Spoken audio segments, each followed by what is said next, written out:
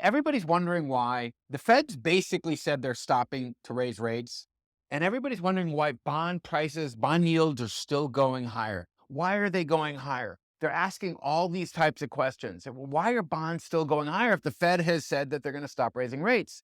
The answer is simple. There's two answers, really. One is the massive debt bomb that we are sitting on, basically. We have too much debt, 130% of GDP, which is crazy. We're talking $30 trillion in debt. We just can't pay that. So interest rates, the bond market is basically saying to the government, if you want us to buy bonds from you, you're not getting away with paying us 2% anymore. If you want us to buy 10-year, 20-year, 30-year bonds, you better pay us more for that. You better pay us 5%, 6%. So the bond market is coming back with a vengeance in terms of imposing fiscal discipline on the US government. And I, for one, am very happy about that. The Fed has been running around really and tightening and tightening and tightening, but nobody seems to talk about how much spending that's going on in Washington. I mean, the people that are running this country, the geniuses that are running this country,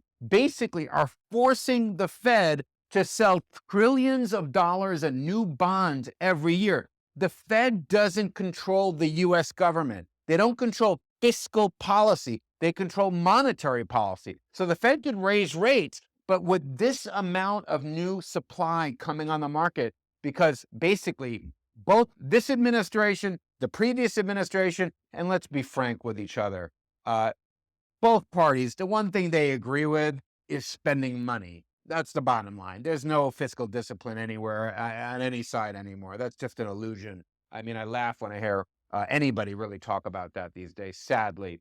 But thankfully, the bond market is starting to really impose costs. Now, this is going to cause a big problem for us in the future as the government begins to choke on these new, now much higher interest rates than it was paying before.